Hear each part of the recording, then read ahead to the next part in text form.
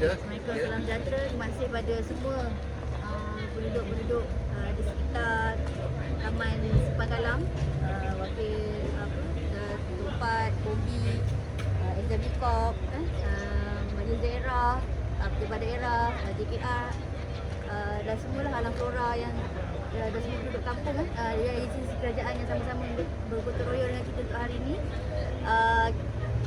Sama-sama kita mencegah denggi. Pastikan tidak ada tempat pembiakan dalam rumah. Mana-mana tempat yang mengapung air, kita kena buanglah.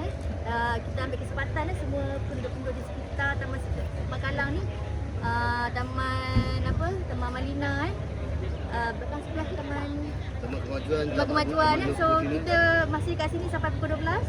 So sama-sama kita, mana-mana sampah yang kita boleh recycle, kita boleh datang ke tempat pusat kumpulan recycle kita, supaya kita dapat mencegahlah tempat-tempat pembiakan nyamuk Aedes ni. Sama-sama kita mencegah denggi, untuk kita mengelak daripada terjadinya wabak yang besar di daerah kita.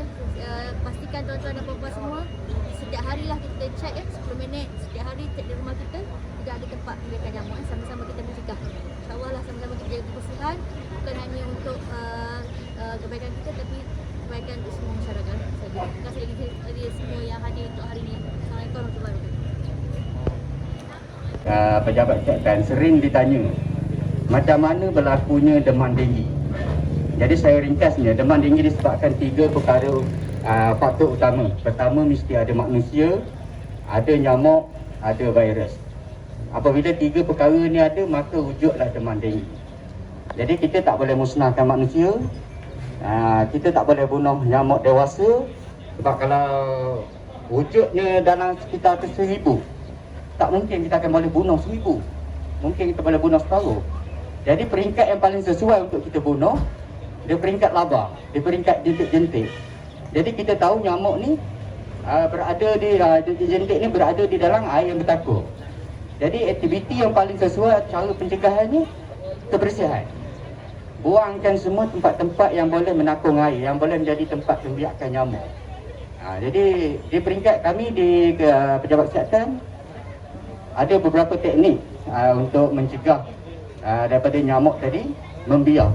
Pertama, yang kita sering tengok, kita buat pemeriksaan dari rumah ke rumah, kita pastikan tidak ada tempat pembiakan nyamuk. Jadi yang keduanya, aktiviti kita penggunaan chemical, racun. Yang kalau kita tengok tadi, beberapa kaki tangan kami menjalankan aktiviti laba saidi. Laba saidi ni kita buat semburan racun serangga pembunuh jentik-jentik di kawasan-kawasan yang air yang tak boleh mengalir ke, ataupun tempat-tempat yang bekas yang tak boleh dibuang, tak boleh dimusnahkan. Jadi aktiviti itu sesuai lah. Jadi kalau di sekitar rumah kita, alas pasu bunga, bawah peti ais dan sebagainya, yang tu kita boleh gunakan Abic 1% SG. Kalau di hardware pun ada jual ubat pembunuh jentik 1% SG, ataupun boleh menghubungi pejabat kesihatan, sambungkan kepada unit vektor. Nah, khasnya unit denggi lah. Di situ kita boleh bekalkan dan kita boleh tunjukkan penggunaan dia. Berapa gram dengan kadar berapa liter air. Itu aktiviti. Dan kalau kita tengok semburan kapus tu, yang tu kita bunuh untuk nyamuk dewasa. Biasanya kita akan bunuh di waktu aktif dia lah, antara 5 hingga 8.30 malam. Itu waktu aktif dia, waktu dia dekat dengan mangsa, dengan manusia. Saya rasa itu saya ringkaslah penerangan saya. Terima kasih. PM Raup sebab pegawai kita banyaknya ni tak ada. Jadi sebagai wakil daripada semua rakan-rakan dari PM. Okey, PM ni sebenarnya kita lebih pada penjagaan SOP. Jadi seandainya kalau ada apa-apa yang diperlukan, kita boleh direct teruslah ke pejabat ya. Juga kita akan jagalah semua dari segi keselamatan apa semua. Baiklah. Saya rasa semua faham. Kalau untuk bantuan daripada APM, dulu Jepang kita akan panggil APM ya. Dari APM ni mana kita boleh direct call terus 999. Di mana insya-Allah APM akan terus direct terus ke tempat yang itulah. Itu sajalah yang boleh saya beritahu. Okey, terima kasih. Jadi pada hari ini kita buat saringan kesihatan lah kita panggil. Kita panggil saringan kesihatan berkelompok lah. Kita panggil untuk buat saringan sebab kadang-kadang masa sekarang ni kita kadang-kadang kita tak tahu status kesihatan kita. Kadang-kadang tak pernah pun cek tekanan darah, cek kita punya gula, sebab yelah masing-masing busy kan, bila sakit baru pergi klinik. So ini sebagai orang kata inisiatif untuk kita kesan secara awal. Maknanya dia tu berisiko ataupun tidak untuk dapat penyakit yang penyakit-penyakit orang kata kardiovaskular lah, penyakit darah tinggi, kencing manis, penyakit-penyakit yang tidak berjangkit tapi boleh terjadi jika kita tak jaga kita punya lifestyle lah, kawal cara hidup, makanan apa semua. So hari ni kita base untuk cek itulah. Maknanya kita cek dia punya tinggi berat, BMI semua, tekanan darah tinggi dan juga dari segi gula. Itu saja. Kalau ada yang tidak normal, kita akan rujuk lah untuk buat pemeriksaan di klinik kesihatan yang terdekat di kawasan sini lah. Kalau kat sini dekat klinik komuniti lah. Itu saja. Mana-mana yang berkelapangan boleh datang untuk cek dekat sini sebelum pukul 12 lah. Itu saja ya. Terima kasih. Tuan acara majlis, aku syukur dan puan cikgu kilat kita yang tidak asing lagi, Topak kita Tuan Syarudin, tadi ada pegawai kesihatan daerah Dr. Syafizah, dan lain ketua jabatan, tuan-tuan dan puan-puan saya hormati sekalian. Alhamdulillah saya mengucapkan terima kasih kepada pihak pejabat kesihatan daerah di atas anjuran program pada hari ini bersama dengan semua jabatan di dalam daerah Raub, termasuk AEDK, Majlis Daerah Raub, JPAM dan semua sekali lah yang terlibat dalam program ini. Dan bagi SW Corp, kita terlibat dengan Track to Cash ni untuk makluman tuan-tuan dan puan-puan, program ni telah biasa kita buatkan setiap kali setiap bulan, di mana program ni kita minta penduduk asingkan barang-barang kita semula dan hantar pada hari kita punya program. Dan daripada barang-barang tu seperti kotak, petas, plastik dan selain daripada itu tin aluminium, di mana setiap barangan tu ada dia punya harga-harga dia, yang mana kita minta kita akan jadikan dia sebagai duit. Duit tu kita akan bagi kepada penduduk lah. Yang mana kalau tuan-tuan pernah tahu, program ni adalah merupakan program di bawah Kementerian Perumahan, iaitu dipanggil ekonomi kitaran, di mana dalam tu ada pun sudut pendapatan. Yang kita tengok baru ni ada berlaku kita punya pandemik, ada orang yang susah juga, daripada sisa ni kita boleh jadikan pendapatan juga, walaupun tidak banyak, tidak kurang, insyaAllah boleh jadikan pendapatan. Selain itu kita ada buat program berkaitan dengan vlogging. Vlogging ni kita kutip sampah sambil beradak lah, di mana vlogging tadi pun Alhamdulillah penyertaan yang amat-amat bangga sekali kita buat di seluruh Taman Sipang Kalang ni, termasuk jalan-jalan utama. Kalau kita tengok banyak sampah-sampah yang kita kutip, dan sampah itu adalah sampah yang boleh kita semula jugalah. Dan kita minta kepada semua penduduk untuk kita wawarkan kepada semua penduduk daerah Raub untuk sama-sama kita menjaga kebersihan lah. Di mana kebersihan ni adalah tanggungjawab bersama, dan di mana jabatan ni adalah penggerak sahaja dan cuba bantu kepada pihak komuniti yang ada. Dan Alhamdulillah saya mengucapkan ribuan terima kasih sekali lagi kepada penduduk Taman Sipang Kalang pada hari ini, dan insyaAllah program ini akan diteruskan dari semasa ke semasa dalam sama-sama kita mendidik masyarakat agar sentiasa menjaga kebersihan. Dan saya mengucapkan terima kasih sekali lagi kepada pihak pejabat kesihatan daerah Raub, Pak Sipang Kalang kita di atas penganjuran kali ini. Sekian daripada saya, wabillahi taufiq wal hidayah. Assalamualaikum warahmatullahi wabarakatuh. Itu 60 sen. Macam kota, buku, majalah, semua boleh ambil sekilo 40 sen.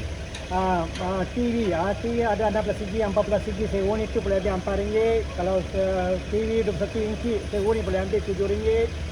TV besar 29 inci boleh ambil RM10. Macam monitor semua boleh ambil sewa ni boleh ambil RM6. Macam laptop semua ada sekilo harga sekarang boleh ambil RM5. Mesin basuh sewa ni boleh ambil RM5. Peti kejo sewa ni boleh ambil RM10. Mesin basuh peti kejo tu kira besar, kalau besar dia punya 2 pintu 3 pintu dia punya kecil itu kita cari harga lain. Itu boleh dapat RM15 sampai RM20. Kalau ada barang jangan buang. Kalau korang macam ni, tolong bawa dekat sini, boleh jual, boleh dapat duit. Kalau mau hantar kedai pun boleh. Kedai saya dekat Batu 12, Jalan Batu Dalam, Batu Malin sana. Kalau nak hantar ke sana, harga pun beza sikit lah. Kalau ini harga saya beli dekat sini. Kalau harga kedai memang beza sikit. Lagi boleh dapat RM1.10, RM1.20 macam tu sekilo. Boleh hantar kedai pun boleh. Kalau boleh hantar program macam ni pun boleh. Kalau ada program macam ni boleh hantar barang dekat sini, boleh dapat duit. Okay, terima kasih. Bubuh kan. Bercakap. Tak reti ya. Depan ni sikit. Dah belakang depan minyak. Okey.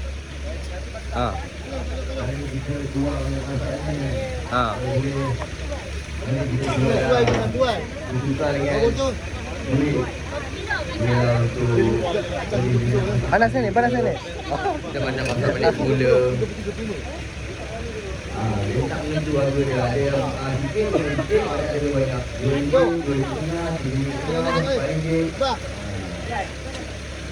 Okey, terima kasih Cik Wan. Jadi minyak masak yang kita beli pada hari ini kita jadikan biodiesel, tidak wujud pembelian minyak masak.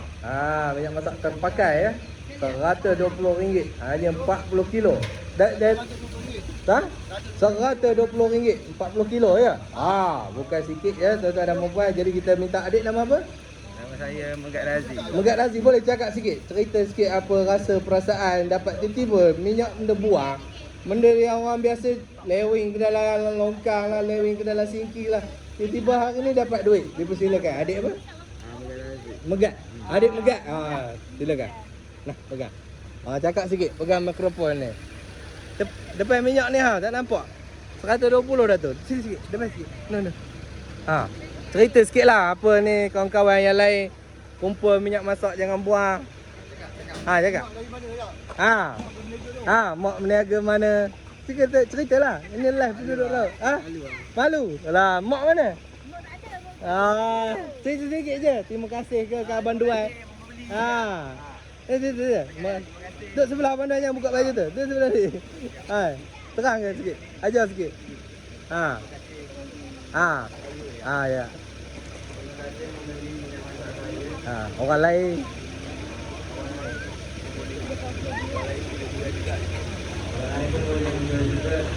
Kalau ada beruntung, kalau ada lebih minyak, jangan lepas dia dekat longkang. Terima kasih. Itu saja dari kerabat saya. Terima kasih. Okey. Ajar awak pula. Cepat. First, terima kasih kepada Ustazah yang memberi ruang untuk kami mengumpul minyak terpakai. Sebab sebelum ni kita buang saja.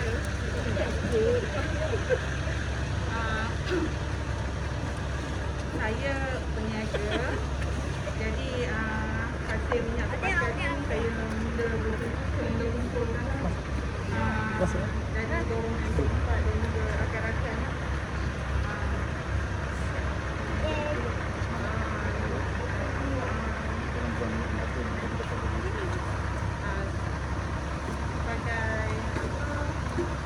Menyokong kepada penjagaan dalam kota dan benda dan juga mendorong daripada terbuang kita boleh mendapatkan hasil. Terima kasih. Kalau ada apa-apa masalah, ada sampah tak tahu macam mana nak buang ke, ada besi-besi tak tahu macam mana nak buang ke, boleh roger kami lah. Kami akan tunjuk jalan lah macam mana nak buat. Kami mungkin kalau benda yang kami tak mampu buat, kami akan bagi tahu macam mana cara nak buat, nak panggil siapa, nak Konsultan lebih kurang macam konsultan lah. Tapi kalau Sukarela. kalau ada minyak masak, Cik Duai tak sempat ambil, kami boleh tolong ambil. Roger. Terima kasih dulu. Mana-mana boleh. Assalamualaikum.